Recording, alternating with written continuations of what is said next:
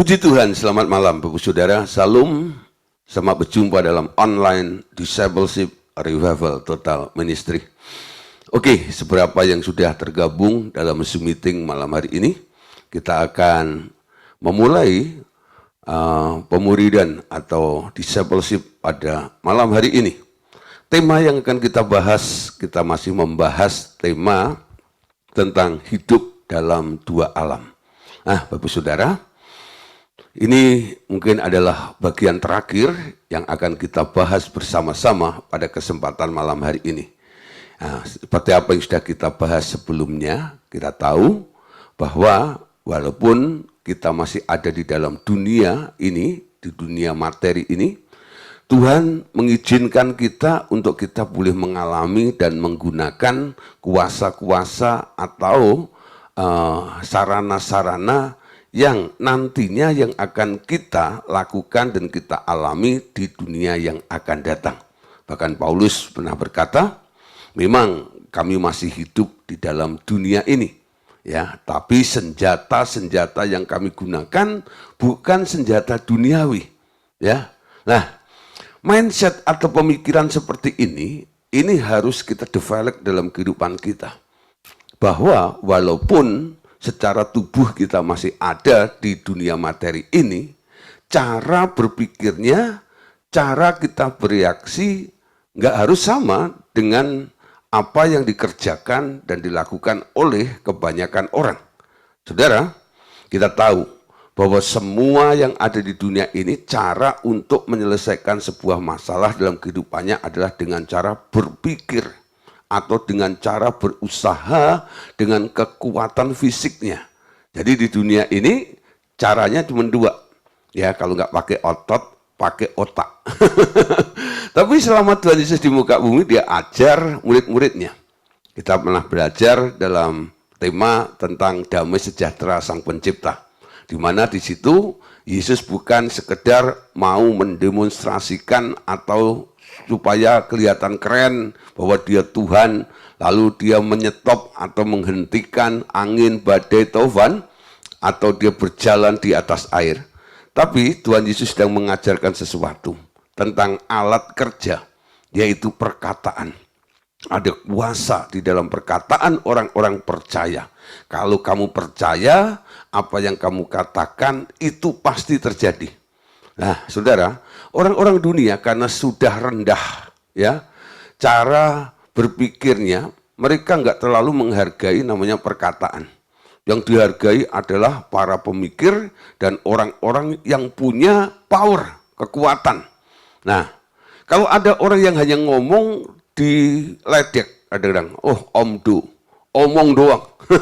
Tapi saudara, di dalam Tuhan, omdo ini sangat dihargai. Ya, Tuhan mengajar kita untuk menghargai perkataan sehingga omonganmu itu powerful. Kun fayakun, berfirmanlah maka semuanya jadi. Nah, untuk itu harus ditingkatkan. Kenapa? Kadang-kadang orang ngomong kok nggak terjadi. Karena bimbang. Bimbang itu adanya bukan di roh Anda. Bimbang itu adanya di pikiran Anda. Nah, di sini pikiran itu lemah. Karena pikiran manusia itu sudah menjadi daging. Sekarang kita harus perbaharui.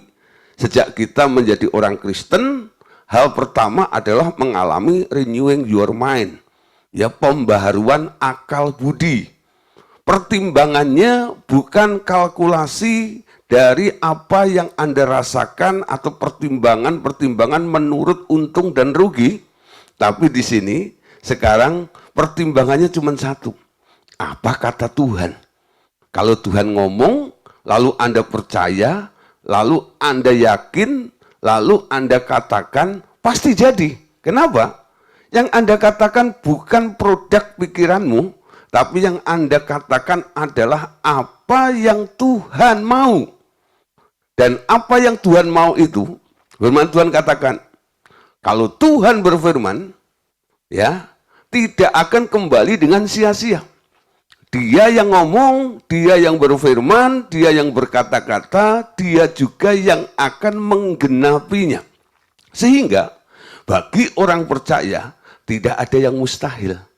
Ini kuncinya, saudara. Nah, orang Kristen harus dididik di sini ini. Menjadi orang beriman itu modalnya adalah ngomong. Dengan hati orang percaya, dengan mulut orang mengaku akan diselamatkan. Nah, saudara, selamat di sini bukan hanya mencakup hal-hal tentang nanti kita masuk surga tok, tapi juga tentang masalah-masalah apapun yang sedang Anda hadapi, engkau bisa diselamatkan, engkau bisa dikeluarkan dari setiap persoalanmu dengan apa? Dengan kepercayaanmu, hatimu percaya, dan mulutmu ngomong. Amin. Nah, oleh sebab itu, di bagian yang kedua kemarin, kita sudah membahas tentang apa? Intuisi, ya, tentang intuisi dan pewahyuan. Jadi, kita sekarang mulai mengasah intuisi kita. Intuisi itu bukan dari pikiran. Intuisi itu adalah mendengar Tuhan ngomong. Ya, mendengar Tuhan ngomong. Setiap orang yang mendapat revelation atau pewahyuan yang dari Tuhan, modalnya cuma satu. Apa kata Tuhan? Bukan apa kata orang, bukan apa kata saya, tapi apa kata Tuhan. Nah, Bapak Saudara, oleh karena itu malam hari ini kita akan melanjutkan materi kita, ya.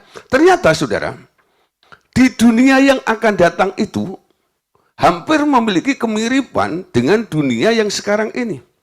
Kalau Anda hidup di dunia sekarang ini, semua ada tatanannya. Ada hukum-hukumnya. Kalau ngikutin hukum itu, Anda akan aman. Tapi kalau Anda melanggar hukum itu, Anda akan cilaka. Betul? Contoh ya, bahwa di alam materi ini ada hukum gravitasi. Bahwa bunyinya, setiap benda yang dilempar ke atas pasti jatuh ke bawah. Kalau Anda melompat ke atas, ya, Anda pasti akan jatuh ke bawah. Kenapa Anda harus jatuh ke bawah? Itu hukumnya.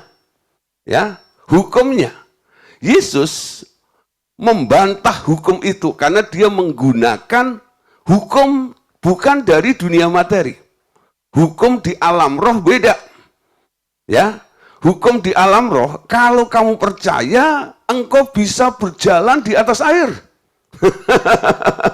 Ya, berjalan di atas air, dan itu dibuktikan. Dan ketika Petrus percaya, dia nurut omongannya Tuhan, Petrus berhasil pernah berjalan di atas air, walaupun cuma sebentar, lalu tenggelam. Kenapa tenggelam? Karena dia nggak bisa mempertahankan posisinya. Ketika dirasakan, main perasaannya, ketika dilihat, penglihatannya mempengaruhi, penglihatan apa yang dilihat dan dirasakan mempengaruhi jiwanya Petrus. Sehingga Petrus hilang fokus. Dia tidak memandang Yesus, tapi memandang keadaan. Lalu mulai mempertimbangkan semuanya itu, dan akhirnya Petrusnya tenggelam. Nah, saudara, malam hari ini kita akan mempelajari tentang hukum-hukum dunia yang akan datang. Saudara, ketika Tuhan Yesus mengajar murid-muridnya, ia telah memperkenalkan hukum-hukum baru yang hanya berlaku, ya, yang hanya berlaku di dalam kerajaan surga, yakni permulaan dari kerajaan Allah yang akan datang itu. Ya, permulaan dari kerajaan Allah yang akan datang itu. Setelah memberitahu bahwa kerajaan surga sudah dekat, kalau Anda membaca dalam Matius 4 ayat 17, ya, khotbah Tuhan Yesus di bukit, itu adalah bentuk deklarasi Tuhan Yesus memberitahukan tentang prinsip-prinsip dari kerajaan itu, yaitu kerajaan surga. Nah, saudara, malam hari ini kita akan melihat beberapa pengajaran Tuhan.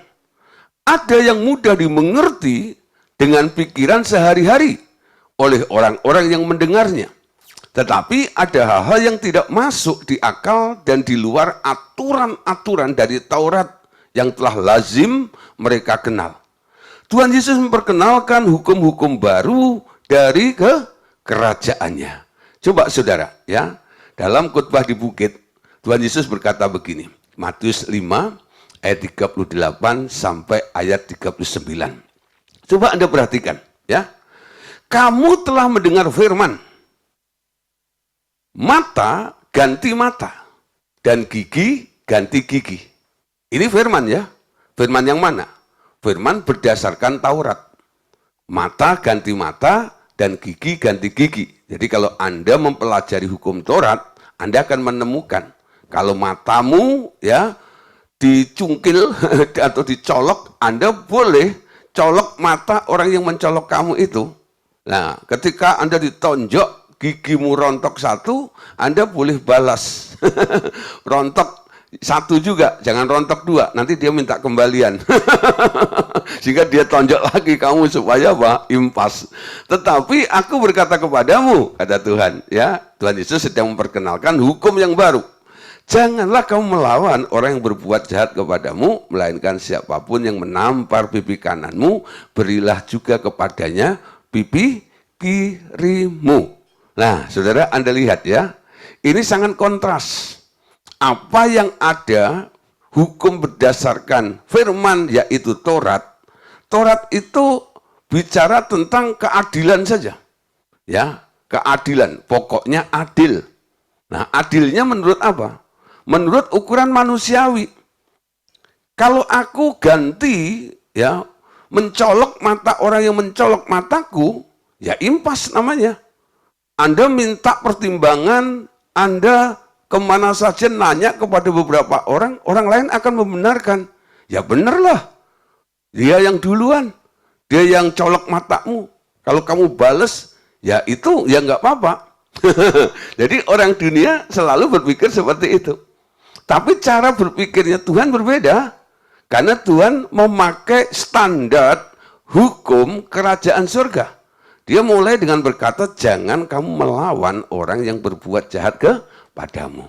Melainkan siapapun yang menampar pipi kananmu, berilah juga kepadanya pipi kirimu. Nah, saudara, memberi pipi yang sebelah lagi untuk ditampar, hal yang sukar dilakukan, betul? Tetapi bila mau mengerti di alam roh, di dalam kerajaan surga, ternyata ada hukum yang lain yang berkata seperti ini, saudara.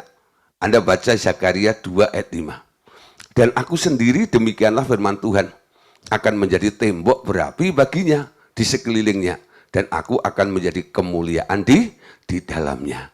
Saudara, ketika Anda, ya, punya hati rela mengikuti apa yang dianjurkan oleh Tuhan Yesus untuk menggunakan hukum kerajaan surga, kalau toh mungkin ada orang yang menampar pipi kirimu atau pipi kananmu, saudara akan dibela oleh Tuhan. Ya, ada tembok api yang mengelilingi yang akan melindungi engkau. Mungkin saudara, secara kenyataan Anda mungkin benar-benar itu tangan orang itu nyentuh pipimu, tapi nggak merasa sakit. Ya, nggak merasa sakit. Anda lihat contoh, ya, orang yang ikut firman itu pasti dia akan mengalami hal-hal yang tidak seperti orang alami pada umumnya. Sadrak, Mesak, Abednego. Karena dia berdiri, ya, berprinsip pada sebuah kebenaran ada di pihak Tuhan. Apa yang terjadi? Dilempar ke dalam lautan api.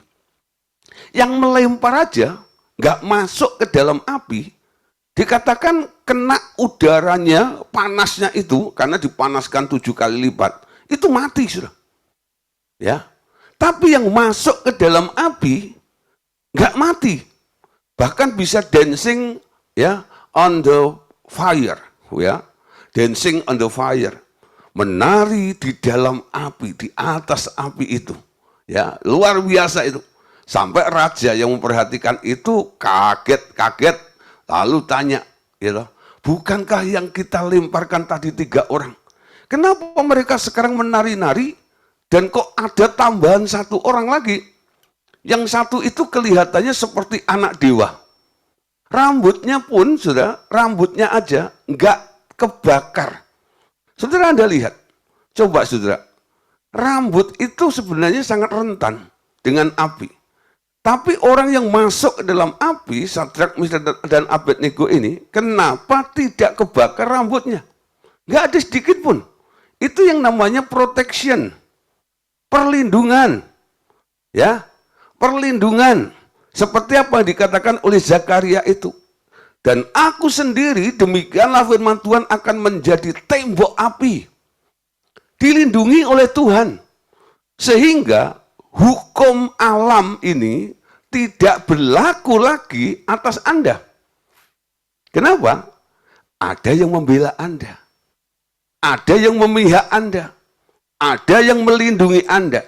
Tapi terus Anda jangan mencoba-coba, ya, mencoba-cobai Tuhan, ya, cari perkara, lalu nanti Anda digampar oleh orang, lalu Anda minta protection dari Tuhan, ya. Itu bukan kehendak Tuhan, itu kehendakmu sendiri. Anda nyolong, digebukin, lalu bilang, Tuhan, ya, turunlah jadi tembok api kepada saya. Ya tetap bonyok, saudara. Kenapa? Anda melakukan kesalahan, Anda melakukan kejahatan, Tuhan nggak kompromi di situ. Jika Anda menjadi orang benar, siapa yang bisa mengusik orang benar? Gak ada. Tuhan yang melindungi, Tuhan yang menjagai. Nah, oleh sebab itu, kalau Tuhan memberikan satu hukum, tadi katakan, ya, janganlah kamu melawan orang-orang yang berbuat jahat kepadamu. Melainkan siapapun yang menampar pipi kananmu, berilah juga kepadanya pipi kirimu. Ini saya anggap, ya, tidak keterlaluan. Kenapa? Tuhan yang bertanggung jawab. Tuhan ikut berperkara dalam hal tersebut. Amin. Nah, contoh lagi saudara, di dalam Alkitab. Cara memandang, ya, Yesus berbeda dengan cara memandang masalah, ya, atau kasus yang terjadi di alam materi ini. Saudara, ketika seseorang perempuan tertangkap, ya, tertangkap sedang berzina, ahli Taurat dan orang-orang Farisi yang telah hafal akan Taurat, mereka membawa perempuan itu kepada Tuhan. Nah, saudara, yang membawa itu adalah notabene ahli Taurat, orang Farisi, yang mengenal betul tentang isi daripada hukum-hukum Taurat. Jadi ahli Taurat, orang Farisi itu bukan ngomong sembarangan. Dia punya dasar, ya, ketika berjumpa dengan Tuhan Yesus, ya. Dia berkata, Guru, menurut hukum Taurat, ya, orang ini harus dirajam dengan batu. Ya. Nah, dasarnya di mana? Anda bisa melihat di dalam Ulangan pasal 17 ayat 2 sampai ayat yang kelima. Perhatikan di sini. Apabila di tengah-tengahmu, di salah satu tempatmu yang diberikan kepadamu oleh Tuhan Allahmu, ada terdapat seorang laki-laki atau perempuan yang melakukan apa yang jahat di mata Tuhan Allahmu, dengan melangkahi perjanjiannya. Ayat 3. Dan yang pergi beribadah kepada Allah lain dan sujud menyembah kepadanya atau kepada matahari atau bulan atau segenap tentara langit, hal yang telah kularang itu, dan apabila hal itu diberitahukan atau terdengar kepadamu, maka engkau harus memeriksanya baik-baik. Perhatikan ayat 4, ya. Dan apabila hal itu diberitahukan, Anda mendengar kabarnya, ya, jangan langsung gegabah, ya, atau terdengar kepadamu, maka engkau harus memeriksanya baik-baik. Jadi orang Farisi, ahli Taurat itu sudah melakukan pemeriksaan terhadap perempuan yang berzina itu. Jikalau ternyata benar dan sudah pasti bahwa kekejian itu dilakukan di antara orang Israel, maka engkau harus membawa laki-laki atau perempuan yang telah melakukan perbuatan jahat itu keluar ke pintu gerbang. Kemudian laki-laki atau perempuan itu, ya, harus kau lempari dengan batu sampai mati. Ya, sampai mati. Jadi ahli Taurat itu punya dasar juga ya.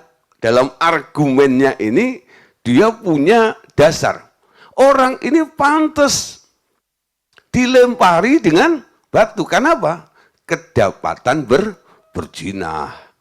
Jadi memang betul-betul perempuan itu melakukan perbuatan dosa, perzinahan. Sudah diteliti. Dia benar-benar melakukannya. Berdasarkan hukum Taurat. Hukum Taurat itu diturunkan ke bumi, saudara. Untuk masa kini. Untuk zaman sekarang. Jadi orang yang bersalah itu harus dihukum.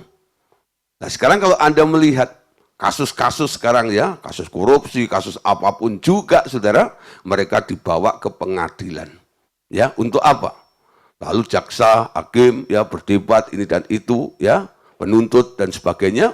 Nah, dari situ untuk memperoleh kebenarannya. Nanti kalau sudah didapati kebenarannya dengan bukti-bukti yang aktual, nah dari situ maka divonis, dihukum, kasih rompi kuning, ya. Lalu ya tergantung dapat 3 bulan, 3 tahun, ya. Nah, saudara dan sebagainya. Itu bentuk penghukumannya.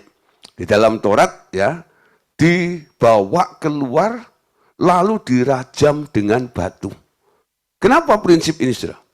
Karena misi pada waktu itu, ini merupakan sebuah prinsip. Bahwa di kalangan atau di tengah-tengah bangsa Israel ini, bangsa ini harus kudus. Jadi yang nggak kudus, yang nggak tahir, baik orang kusta atau orang berdosa, mereka harus dikucilkan. Supaya bangsa ini menyandang ya status kekudusan itu. Tetap dinyatakan kudus, karena yang nggak kudus pasti disingkirkan.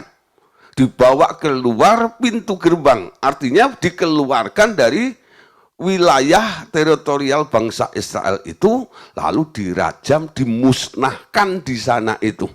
Ya, nah itu alasannya kenapa sadis hukumnya seperti itu. Namun saudara, walaupun ahli Taurat, orang Farisi memiliki argumentasi berdasarkan hukum Taurat, Yesus datang, dia membawa kerajaan dengan hukum-hukumnya yang baru. Kemarin ada yang tanya pada saya, Pak, ya, di dalam Yesus itu ada penghukuman enggak sih? Saya bilang enggak.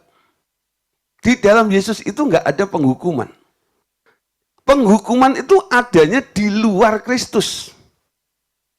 Ya, di luar Kristus engkau pantas mendapat penghukuman. Dunia ini memang sedang dihukum. Kalau orang-orang dunia itu mengalami penghukuman, penderitaan dan sebagainya, itu wajar, itu pantas. Kenapa? Mereka ada di luar Kristus.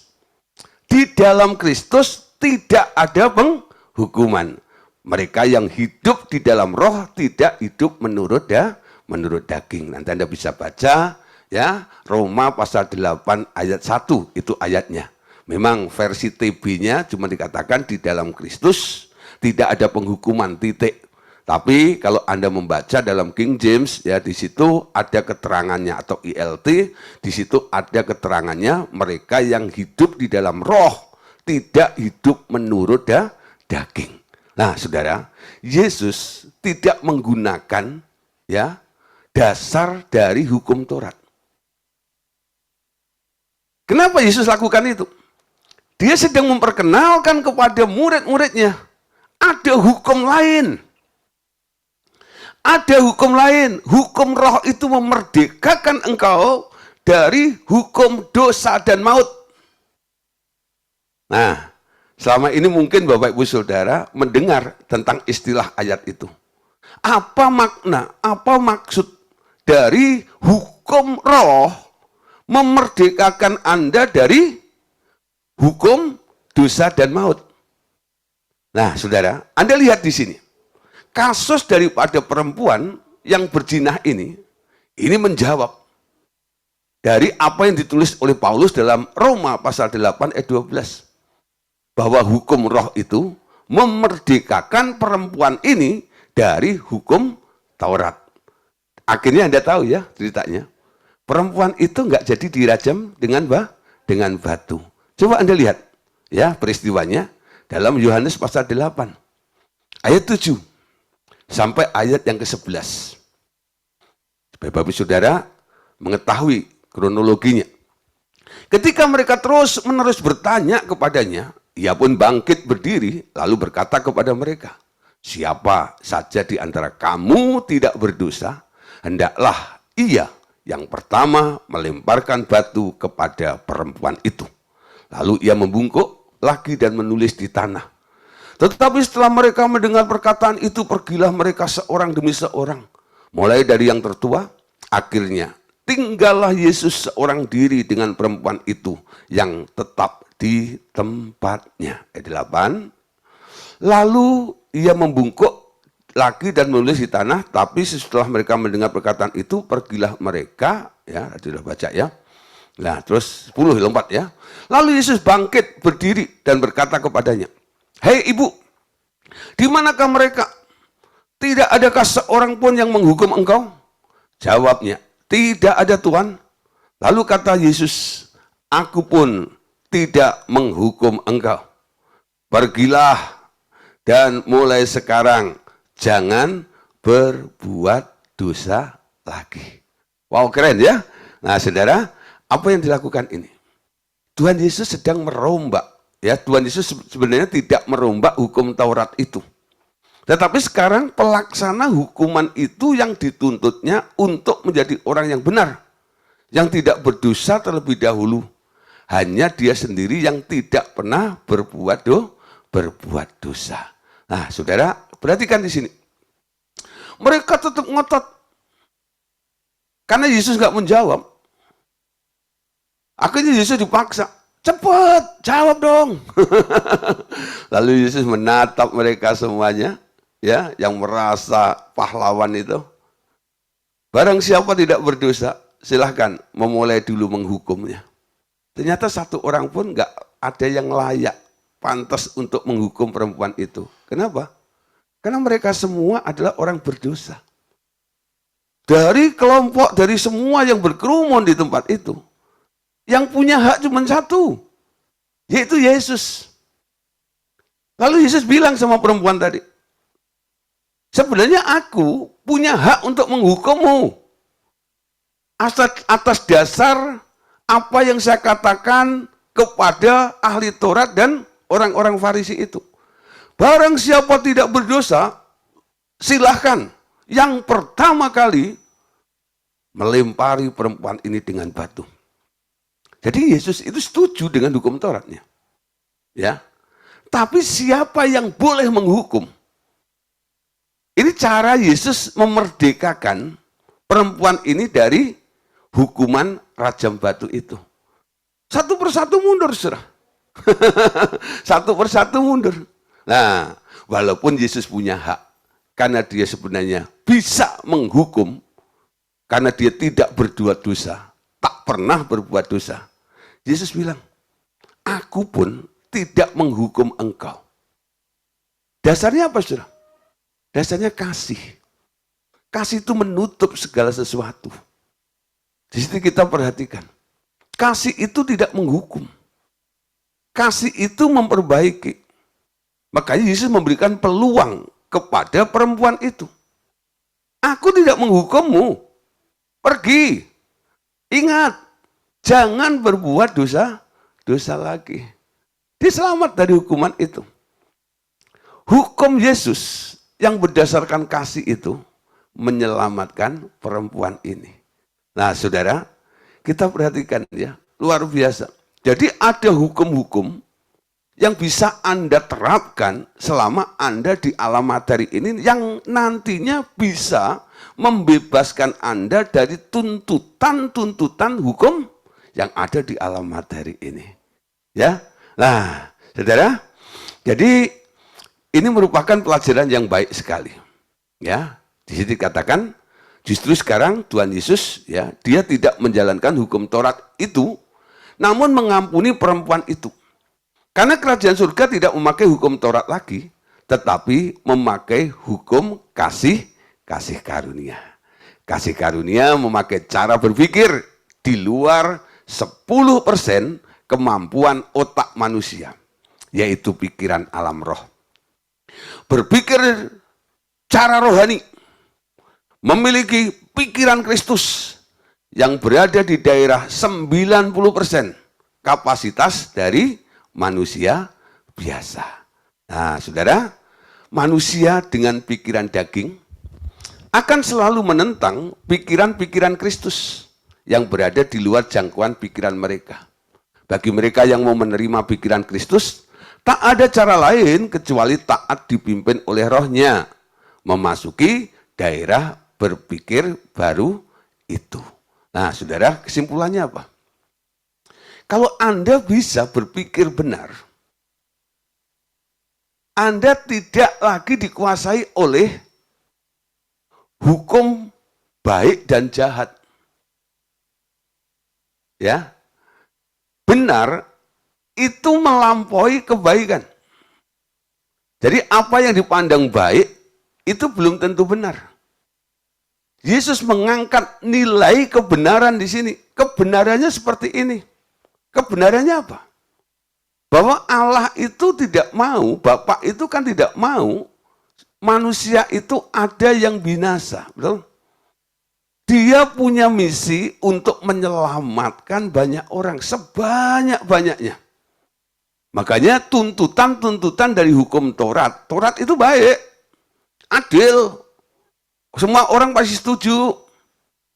Tapi Tuhan bilang, dasarnya bukan itu. Kebaikanmu masih ada unsur mencelakakan orang, membinasakan orang. Kasih itu menyelamatkan kalau bisa. Kalau orang itu mau nurut, masuk di dalam hukum kasih karunia, mereka akan diselamatkan. Amin. Nah, sekarang kita mengerti. Ini kekuatan daripada hukum yang dari alam yang lain itu, kerajaan surga itu, kalau Anda boleh hidupi dan Anda terapkan di alam materi ini, nanti Anda akan melihat bagaimana pembelaan Tuhan itu luar biasa di dalam kehidupan kita. Nah, persoalannya begini. Bagaimana kita bisa masuk di dalam hukum anugerah ini? Mengerti tentang konsep pemikiran Tuhan di dalam anugerah itu. Saudara, dalam anugerah itu, walaupun itu gratis Anda mendapatkannya, tapi ini bukan barang murahan. Ya, banyak orang kadang-kadang berpikir menggampangkan. Wah, di dalam Tuhan pasti ada pengampunan, di dalam Tuhan pasti ada pembelaan, ya. Lalu dengan seenaknya, walaupun gratis, tapi sebenarnya ini merupakan sesuatu yang sangat mahal nilainya. Kenapa barang mahal itu diberikan kepada Anda secara gratis? Karena Anda nggak mampu membelinya. Makanya diberikan. Pokoknya kamu percaya, kamu akan dapat. Seperti kita diselamatkan ya. Harusnya nasib kita itu kan meluncur ke dapur api yaitu neraka. Tapi karena kita percaya, di dalam anugerah, dia menjamin kita. Akulah jalan kebenaran dan hidup.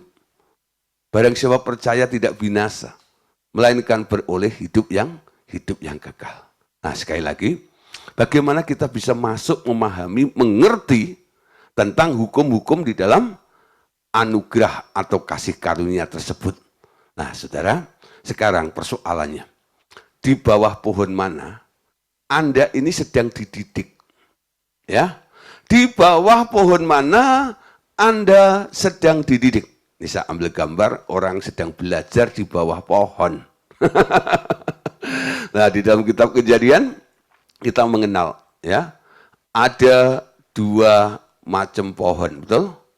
Nah, ada dua macam pohon, ya, pohon pengetahuan baik dan jahat dan pohon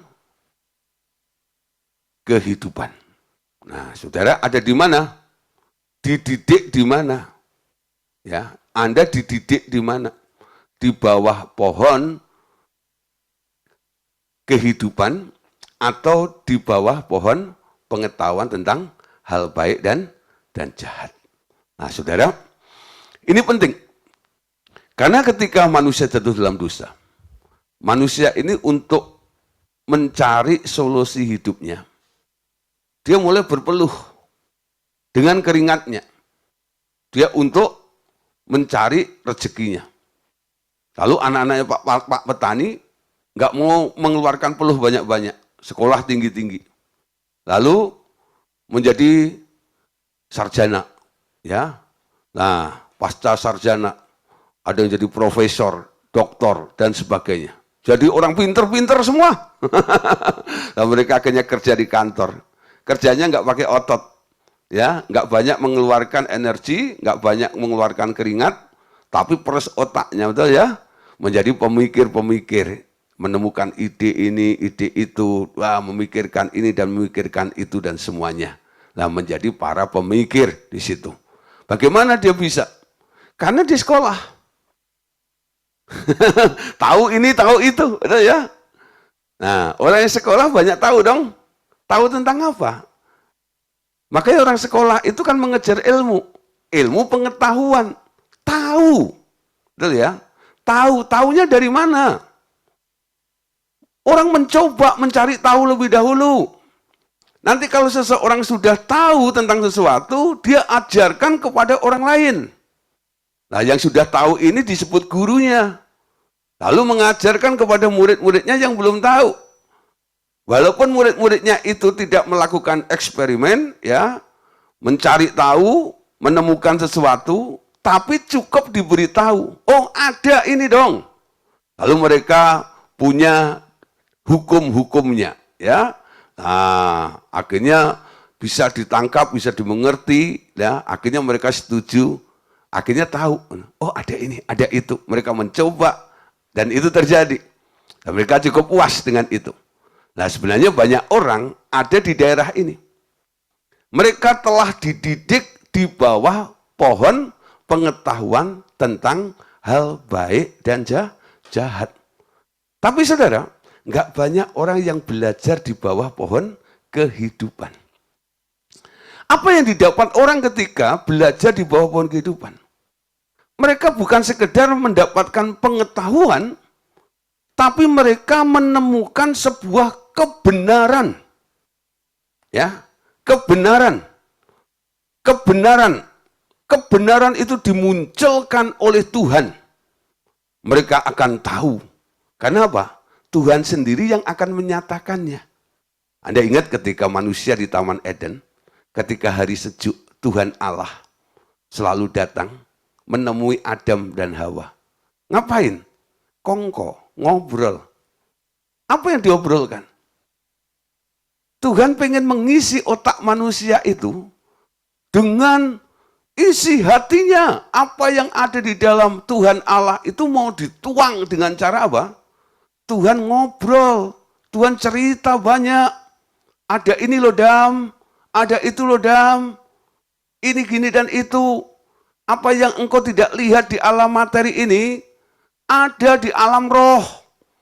Jadi Tuhan Allah itu mau memberitahu kepada Adam banyak perkara yang ada di alam roh. Nah, itulah saudara yang disebut revelation atau pewahyuan. Nah, saudara, ini yang dikerjakan oleh Tuhan Yesus ketika ada di muka bumi. Pertanyaannya, mengapa Tuhan justru memilih murid-murid dari kalangan orang-orang yang tidak berpendidikan? Ya, tidak berpendidikan tinggi di dalam masyarakat. Seperti tukang-tukang ikan, pemungut cukai, dan sebagainya. Itu kelas atau jenis murid-murid Tuhan Yesus. Ya, nelayan, pemungut cukai, dan sebagainya. Karena alasannya, mereka akan lebih mudah ditarik ke dalam alam roh daripada yang sudah terlatih memakai otak mereka yang terdidik demi melawan kutuk-kutuk manusia di bumi. Ya, saudara, dulu kami berkeliling ya bersama dengan Pak Andreas, Ibu Dorcas Daud, Pak Daud, ya, ada Pak Erwin, kadang-kadang Pak Musa ikut juga, ya Pak Abraham ikut juga. Nah, tapi yang sering kami berempat, ya, Dan ketika kami ada di daerah-daerah saudara, itu mujizat-mujizat itu cepat sekali terjadi. Di Bangka, ya, di Pekanbaru, di Prabu Mulih, itu ya. Nah, pokoknya di daerah-daerah di Pati, ya, ada Bu Nur Haida itu, ya, mereka melihat bagaimana manifestasi kuasa Allah terjadi di Pati, ya. Nah, di daerah-daerah itu kuasa Allah itu bekerja dengan luar biasa. Lalu sampai di Jakarta, Pak Andreas itu kesaksian cerita, ya. Nah, setelah itu muncul pertanyaan, kenapa di Jakarta kok jarang terjadi seperti itu ya? Ada sih, tapi nggak seheboh dengan apa yang ada di daerah-daerah. Lalu Pak Andreas bilang gini, karena orang-orang di daerah itu simple minded. Jadi kalau mendengar berita, nggak diolah dengan otak. Lebih gampang bilang, inggih. Ya toh? Kalau yang di kota ini apa? Masa iya? Gitu loh. Mana mungkin? Gitu ya. Ya Pak Simon. Opo iyo? Gitu ya. Nah, orang sakit masa cuma didoain saja bisa sembuh. Kalau nggak ditangani dokter gimana? Jadi otaknya itu berpikirnya seperti itu, ruwet. Kenapa? Mereka sudah diracuni, sudah mengenal tentang pengetahuan-pengetahuan. Tahu ini, tahu itu. Ya, kenal dengan dokter spesialis ini dan itu. Nah, yang di daerah itu kenalnya cuma dukun. Dukun beranak, Pak Mantri, ya loh. Nah, dokter Puskesmas gitu ya. Nah, jadi lebih gampang. Diajak ngomong. Orang-orang sederhana, simple minded itu, ketika mendengar kabar tentang kebenaran hukum-hukum di alam roh itu, lebih cepat sudah meresponnya. Gak heran, mujizat itu ya gampang terjadi di daerah-daerah daripada di kota-kota besar. Ya, nggak semua sih orang-orang kota besar itu ya yang seperti itu, tapi kebanyakan. Karena apa? Ya, orang dari UD pindah ke kota jadi orang pintar kan. Setelah jadi orang pintar nggak mau balik lagi ke kampung, tinggallah di kota. Nah, di sini saudara. Nah, ini persoalannya ya. Kadang-kadang saya sebagai hamba Tuhan juga mendapatkan atau menemukan kesulitan-kesulitan untuk berargumen ya, berdebat dengan orang-orang yang berpikiran tinggi seperti itu. Ya, ngeyelnya luar biasa. Ya, argumennya luar biasa. Tapi sampai kadang-kadang ya sudahlah, kamu ngomong aja tapi terus apa ya? Saya nggak bantah, saya dengerin aja. Setelah selesai, semua argumennya diungkapkan. Sekarang cuma satu. Apa yang kamu tahu? Sanggupkah menyelesaikan masalahmu? Kenapa kamu undang saya? Saya bilang. Kenapa kamu minta didoain? Baru nyadar. Kamu sudah pergi kemana? Kamu sudah berpikir tentang apa? Mentok semuanya. Lalu kamu cari hamba Tuhan. Minta didoain. Nah, saya cuma punya satu, punya Tuhan. Yang tetap sama dulu, sekarang, sampai selama-lamanya. Kuasanya nggak pernah berubah. Saya bilang gitu. Kamu mau didoain nggak sekarang? Ya mau. Kalau mau percaya deh, bilang gitu. Jadi saya tidak imbangi argumennya. Saya tetap sodorkan saja hukum, mekanisme yang dari alam roh itu. Kalau kamu percaya, kamu akan melihat mujizat itu.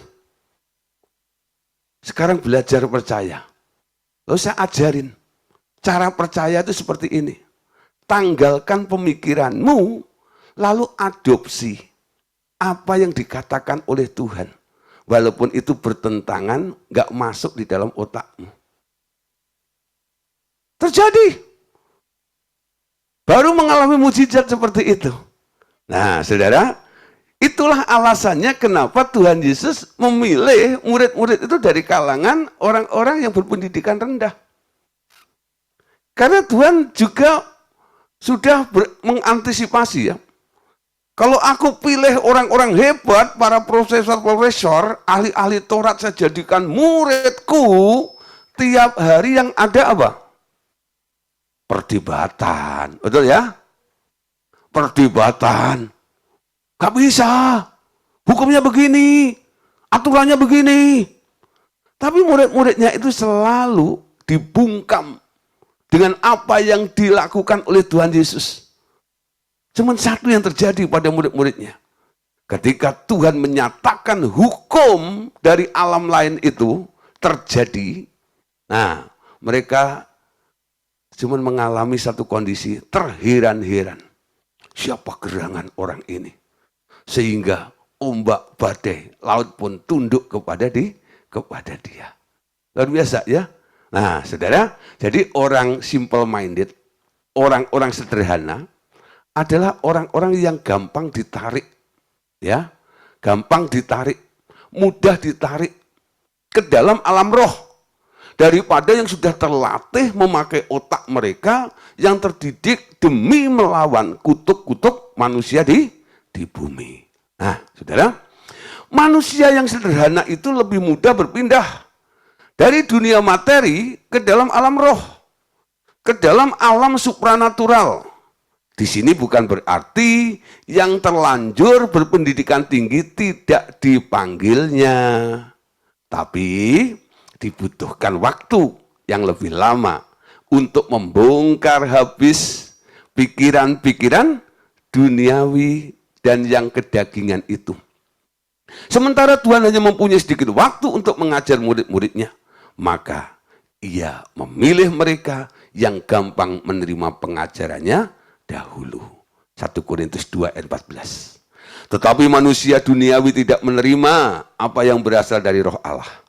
Karena hal itu baginya adalah suatu kebodohan dan ia tidak dapat memahaminya sebab hal itu hanya dapat dinilai secara rohani.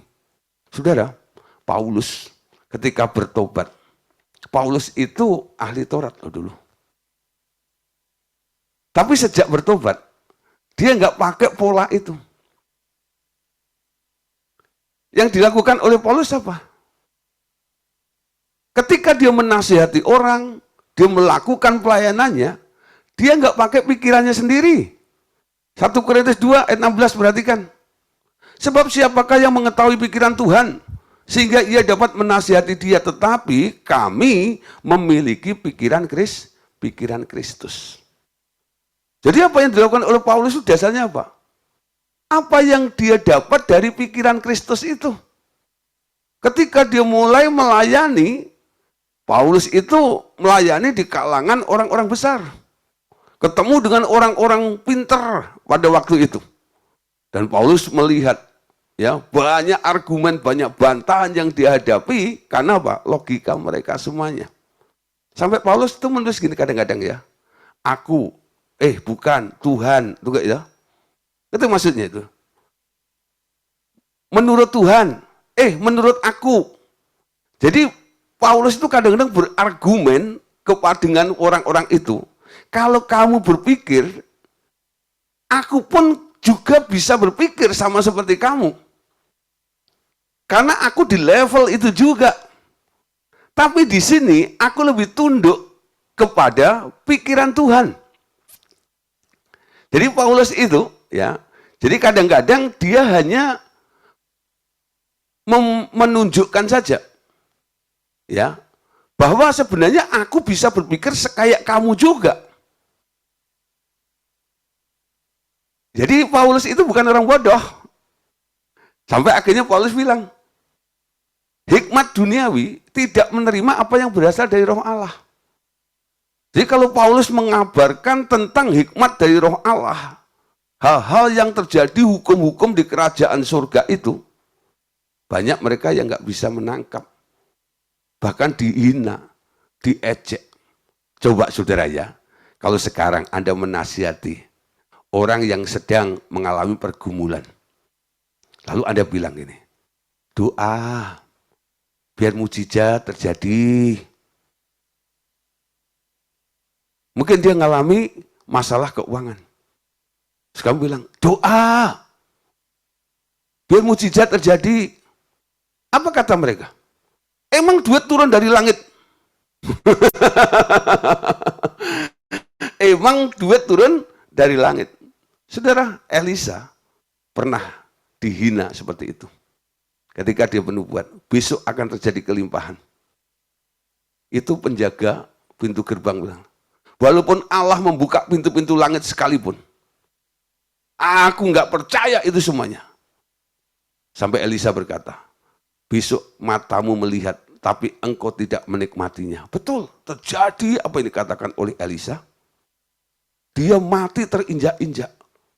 Ketika orang menyerbu, gitu, karena apa? Tentara Aram itu kan ditakut-takuti Tuhan. Dia kabur, meninggalkan semua barang-barangnya. Mereka datang untuk mengambil itu semuanya, ya, keluar pintu gerbang itu, kepala pintu gerbang itu diinjak-injak oleh mereka semuanya. Nah, dihina seperti itu. Ya, tapi kalau Anda dihina, saudara, Anda nggak usah sakit hati, Anda nggak usah marah. Ya, Tuhan akan membuktikannya. Kalau orang bilang, emang duit bisa turun dari langit? Lihat aja.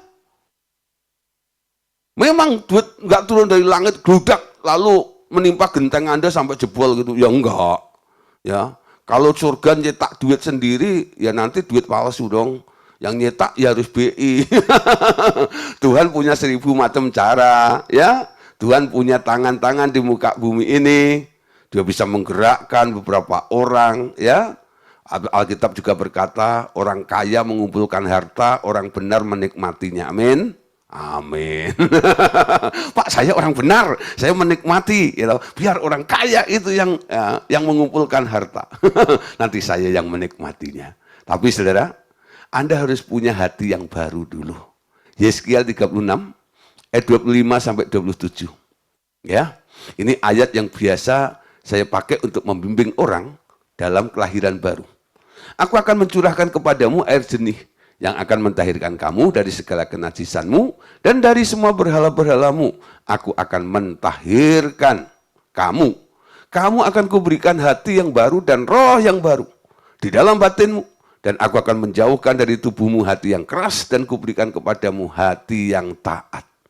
Rohku akan kuberikan di dalam batinmu dan aku akan membuat kamu hidup menurut segala ketetapanku dan tetap berpegang pada peraturan-peraturanku dan melakukannya. Saudara, ternyata pemberian hati yang baru itulah yang akan memulai seseorang merindukan hal-hal surgawi. Dan Roh Kudus kemudian bekerja di dalam orang itu untuk membuang semua kotoran dari buah pohon pengetahuan tentang hal baik dan jahat dari pikiran manusia. Dan mulai mentaati isi firman Tuhan dengan tulus. Nah, saudara, pertanyaan lagi. Bagaimana mendapatkan hati yang baru itu? Sama seperti waktu Anda mendapat air yang jernih. Ya, caranya gimana? Tinggal dalam firman dan mintalah. Anda bisa lihat kembali dalam pelajaran buku 12, ya. Pelajaran 111. Itu bicara tentang air yang hidup. Kebenaran yang dibukakan memerdekakan kita dari ketidaktahuan dan membawa kita lebih jauh ke dalam pengalaman akan kuasanya yang besar. Di sini dengan kelahiran baru yang Anda alami, Anda berada di dalam segala janji Tuhan. Setelah itu Anda akan menerima kebenaran demi kebenaran, tetapi Anda harus meminta kepada Tuhan apa yang dijanjikannya itu. Jadi harus diminta juga ya. Mintalah maka kamu akan diberi. Banyakan ayat itu dipakai hanya untuk minta duit, minta kesembuhan, minta naik pangkat, ya. Minta mujizat gitu aja. Tapi jarang sekali orang-orang yang memakai, ya, mintalah maka akan diberi, mereka lalu minta hati yang baru kepada Tuhan. Tuhan, beri saya hati yang baru. Nanti Anda akan lihat, hati yang baru ku berikan untukmu dapat melihat. Ya. Rencanamu indah bagiku. Nah, Anda akan mengerti ketika hati yang baru itu diberikan, fokusmu bukan lagi kepada teknik teori-teori dari hukum-hukum yang ada di alam ini. Fokusmu kepada Tuhan. Tuhan mau apa ya? Caranya kerja bagaimana ya? Anda akan melihat tiap hari hidupmu akan diwarnai dengan mujizat demi mujizat. Sehingga satu kata yang keluar dari mulutmu cuma katakan, wow, keren. Wow, luar biasa. Tiap hari Anda selalu ada di dalam mujizat Allah. Kalau Anda mau tidur, Anda mengucap syukur, cuma satu yang Anda katakan, amazing. Luar biasa Tuhan.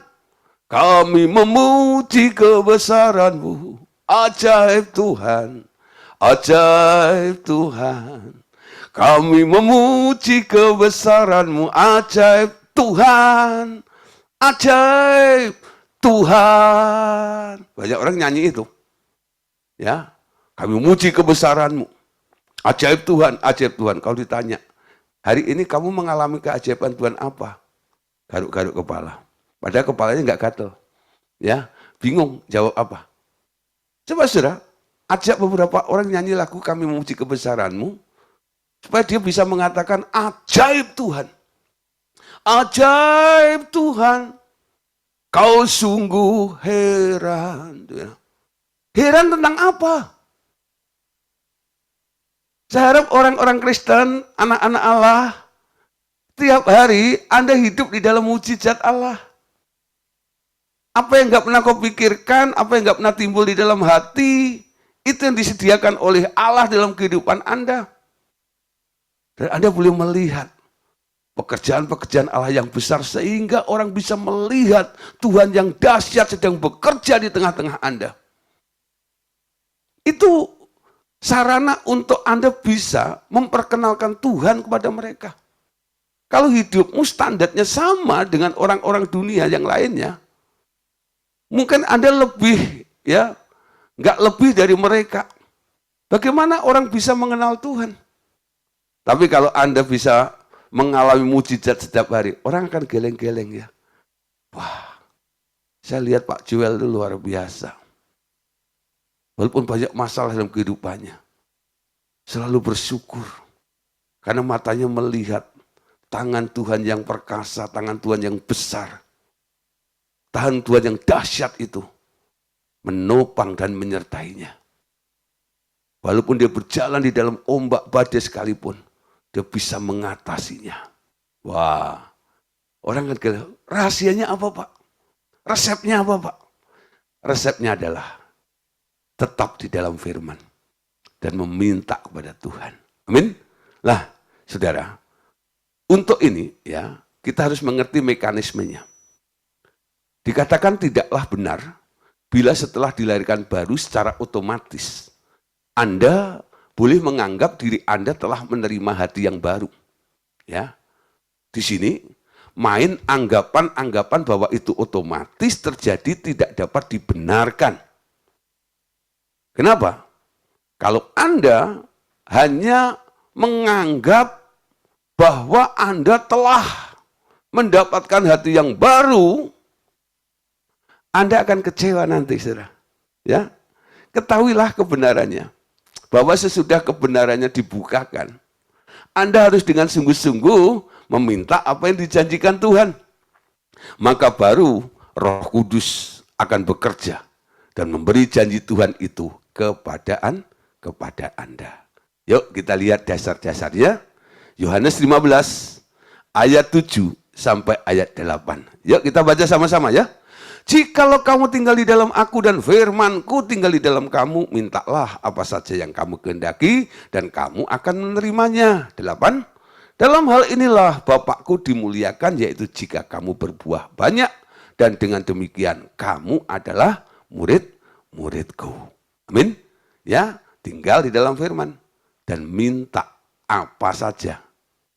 Jangan dipotong di sini, ya, yang kamu kehendaki dan kamu akan menerimanya. Jadi satu ayat ini paket. Kalau Anda tinggal di dalam firman, permintaanmu pasti sudah disortir oleh Tuhan. Jadi Anda pasti tidak akan meminta hal-hal yang tidak dikehendaki oleh Tuhan. Nah disinilah Bapak akan melakukannya. Supaya kamu berbuah. Sehingga orang bisa melihat kita adalah murid-muridnya. Yohanes 16, 23, 24. Pada hari itu kamu tidak akan menanyakan apa-apa kepadaku, sesungguhnya aku berkata kepadamu segala sesuatu yang kamu minta kepada Bapa akan diberikannya kepadamu dalam namaku. Sampai sekarang, kamu belum meminta sesuatu pun dalam namaku. Mintalah, maka kamu akan menerima supaya penuhlah sukacitamu. Jadi yang belum meminta hati yang baru, diganti dengan hati yang baru. Malam hari ini Anda boleh meminta. Amin. Supaya apa? Sukacitamu penuh. Saudara, ini yang dikehendaki oleh Allah. Hidup bebas dari khawatir. Dan hidup bebas dari kekhawatiran. Itu adalah ciri anak-anak Allah. Ya, sekali lagi. Hidup bebas dari khawatir itu adalah ciri anak-anak Allah. Tapi pertanyaannya, bagaimana bisa?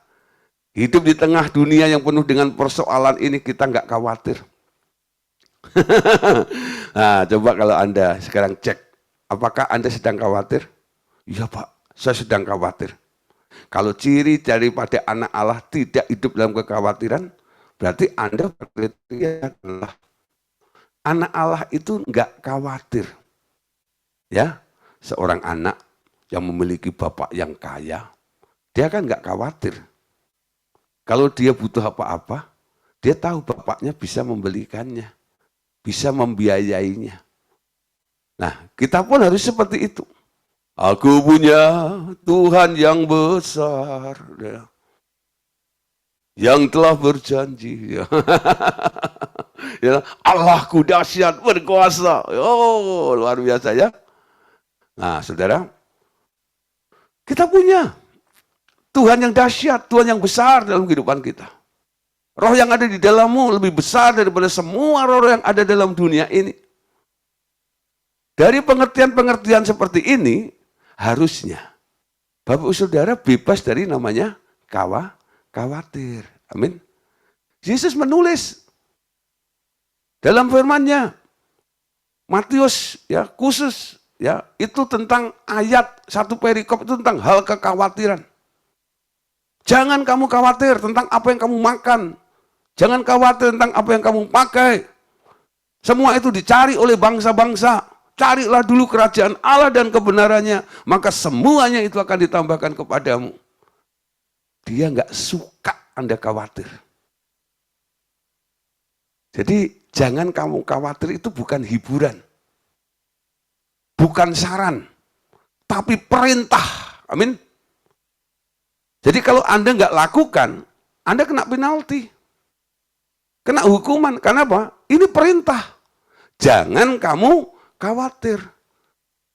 Jadi kalau ada orang khawatir, sekarang kalau ketemu Tuhan, Tuhan akan tanya, kenapa kamu khawatir? Apakah perlindunganku, apakah protectionku, apakah pemeliharaanku kurang bagimu? Kalau Tuhan sampai ngomong gitu sama Anda, mencelikkan mata Anda, betul? Anak-anak Allah boleh khawatir enggak? Bisa khawatir? Bisa. Tapi boleh enggak? Enggak boleh. Ya. Saya enggak ngomong enggak bisa. Bisa. Tapi ya, perintahnya jangan khawatir. Artinya enggak boleh. Enggak boleh khawatir. Kenapa Tuhan benci dengan khawatir itu? Karena khawatir itu virus. Ya. Jadi orang yang khawatir itu nggak punya iman. Itu lawannya iman. Kalau orang beriman, harus terbebas dari khawatir. Aku percaya, maka aku berkata-kata. Jadi sebelum Anda ngomong, garap dulu hatimu. Sampai hatimu apa? Percaya. Hatiku percaya. Hatiku percaya. Hatiku percaya, selalu ku percaya. Meskipun tak melihat, aku percaya. Ya, iman itu melihat apa yang tidak kelihatan. Apa yang enggak kelihatan? Apa yang dikatakan Tuhan. Apa yang sudah dikerjakan oleh Tuhan di dalam kehidupan Anda. Melampaui semua keadaan di sekitar Anda. Ayo belajar. Bebas dari khawatir. Nah, saudara, khawatir itu munculnya dari mana sih? Khawatir keluar atau timbul dari pikiran dan khayalan yang menakutkan tentang masa depan. Jadi munculnya, timbulnya, keluarnya khawatir itu karena pikiranmu atau khayalanmu tentang hal yang menakutkan. Kalau nggak bisa bayar gimana ya? Nah, kenapa Anda berpikir kalau nggak bisa bayar? Ketika engkau berpikir nggak bisa bayar, Anda nggak bisa bayar.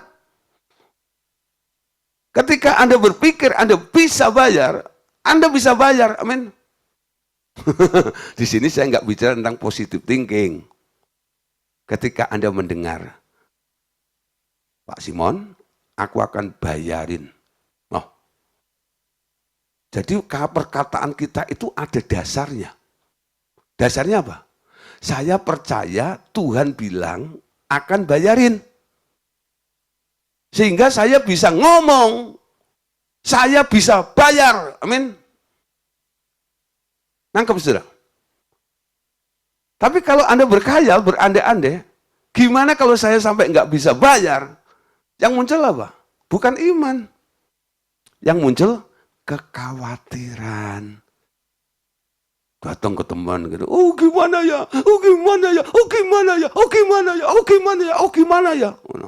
Tabuk saja. Gimana? Mengapa? Orang dunia itu sukanya gitu, ya, mengumbar kekhawatirannya supaya mendapat belas kasihan. Mengapa? Hatiku merasa merana. Tak mungkin. Itu pikiran orang dunia. Mengapa tak mungkin?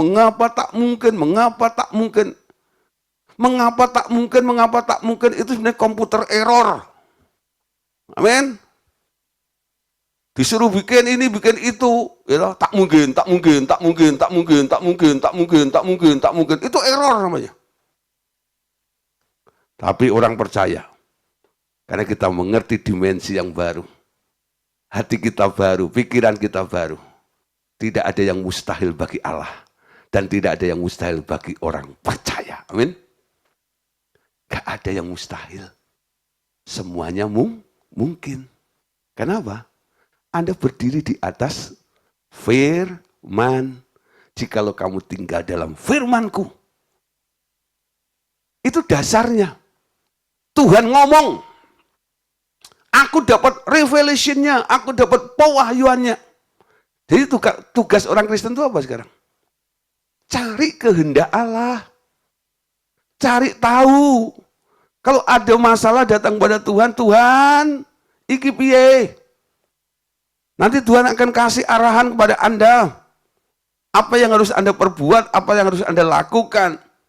Nah, Anda berjalan, Anda bergerak atas dasar perintah Tuhan. Amin.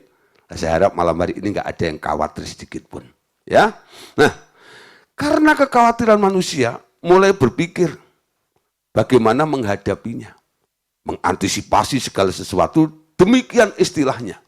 Tetapi dengan berserah kepada Tuhan, percaya Dia yang akan mengerjakan segala sesuatu, Anda akan duduk manis dan tenang menanti, bahkan bersyukur terus akan kasih-Nya.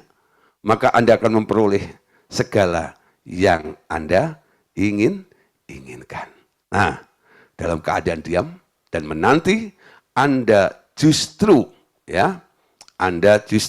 akan lebih mudah untuk menangkap suaranya dan siap melakukan apa saja yang Dia perintahkan, dan hanya melakukan apa yang Dia perintahkan untuk dilakukan saja, dan tidak akan menjerumuskan Anda kepada malapetaka. Wow, keren ya. Selalu bersyukur ya. Nah, bersyukur. Jadi ketika masalah datang, syukur dulu. Terima kasih Tuhan. Aku mengucap syukur. Dalam segala hal, aku lebih daripada pemenang. Amin. Syukur Tuhan. Aku bersama dengan Engkau. Jadi bukan bersyukur karena dilibut masalahnya. Yang patut Anda syukuri apa? Karena Anda bersama Tuhan. Ya.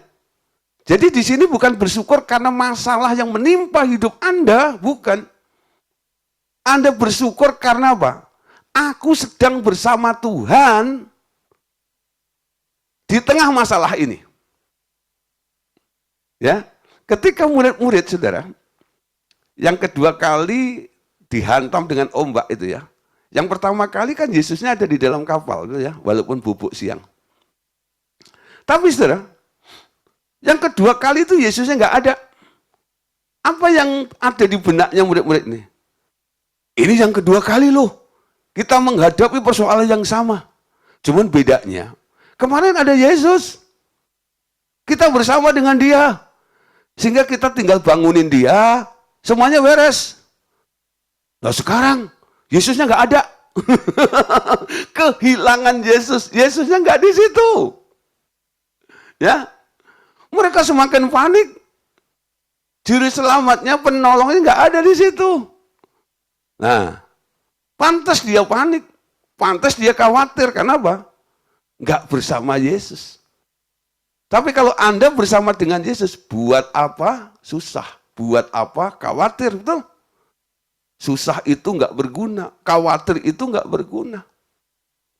Nah di sini ngerti ya? Alasan Anda bersyukur dalam segala hal itu adalah karena Anda bersama Yesus. Bersama Yesus kita akan melakukan perkara yang besar. Bersama Yesus tidak pernah ada yang sukar.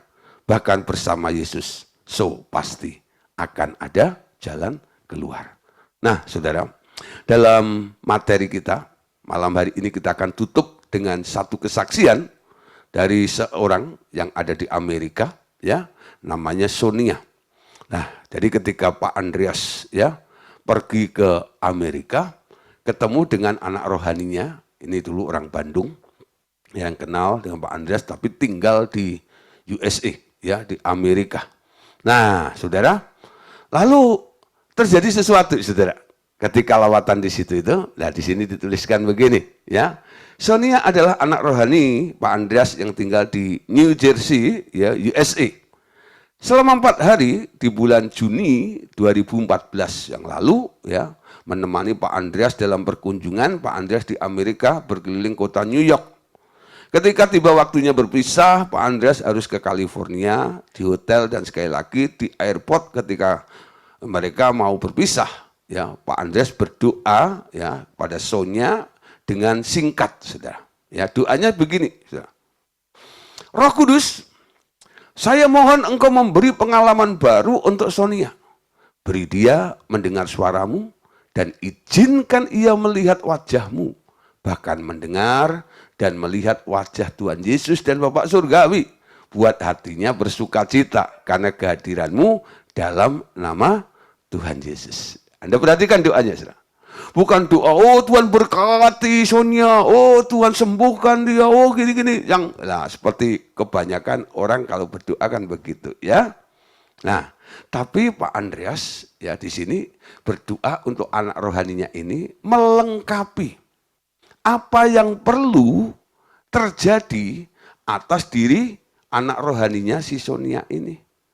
Nah, setelah didoain seperti itu, apa yang terjadi, saudara?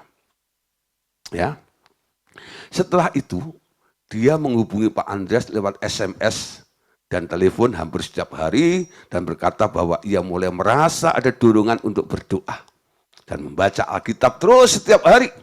Menikmati saat doa itu dan menjadi heran karena sudah lama dia tidak tertarik untuk berdoa ataupun membaca Alkitab seperti itu. Lalu dia mulai mendengar suara Roh Kudus, melihat wajahnya dalam penglihatan. Dan Roh Kudus kemudian memperlihatkan wajah Tuhan Yesus dan mulai mendengar suara Tuhan. Wow, luar biasa ya. Untung Pak Andreas doanya begini. Ya, beri dia mendengar suaramu. Izinkan ia melihat wajahmu. Bahkan mendengar dan melihat wajah Tuhan Yesus dan Allah Bapa. Buat hatinya bersuka cita karena kehadiranmu dalam nama Tuhan Yesus. Ini dialami oleh Sonia gara-gara doa tadi itu. Ya. Selanjutnya, Sonia mengalami jatuh cinta yang dalam dengan Tuhan Yesus. Dan Tuhan berkata kepadanya, aku telah memberi hati yang baru. Kemudian dengan sedikit panduan dan doa pelepasan, nah ada bimbingannya lagi ya. Ia bertumbuh terus hingga mengalami mujizat sendiri. Kakinya yang selama ini pendek sebelah dan juga pinggulnya yang agak tinggi sebelah direparasi oleh Roh Kudus sendiri tanpa Pak Andreas harus membantunya, saudara. Ngalami mujizat yang luar biasa. Ya, perjalanan bersama Roh Kudus dan Tuhan Yesus terus bertumbuh hari demi hari sampai ia melihat orang-orang mulai memberi perhatian kepadanya lebih daripada rekan-rekannya yang lain. Itu tanda di dalamnya sekarang memancar terang yang menarik banyak orang untuk datang mendengar nasihat dan ia mulai menjadi seorang konselor ya bagi orang banyak. Wow, saudara, luar biasa ya. Kalau kita lihat di sini apa yang terjadi dengan Sonia ini. Saya Bapak Saudara pasti pengen ngalami seperti itu ya. Nah, oleh sebab itu kalau minta doa segala macam jangan hanya tolong Pak Gideon, doain saya supaya berkat Tuhan mengalir melimpah-limpah dalam kehidupan saya. Nah, salah satunya harus Anda minta apa? Pak Gideon tolong doain supaya saya bisa melihat, mata saya itu bisa melihat Allah Bapa. Nah, itu kerinduan yang harus dibangun. Walaupun tanpa Anda harus meminta didoain, Anda bisa minta langsung juga kepada Tuhan Yesus. Pada Roh Kudus, kepada Allah Bapa. Sehingga apa yang dialami oleh Sonia ini, bisa juga Anda alami. Nah saudara, malam hari ini kita sudah mengakhiri, ya, menyelesaikan tema tentang hidup dalam dua alam. Amin. Oke Bapak Saudara, terima kasih untuk perhatiannya. Besok kita akan lanjut ya tema yang baru yaitu pikiran Kristus. Terima kasih. God bless you.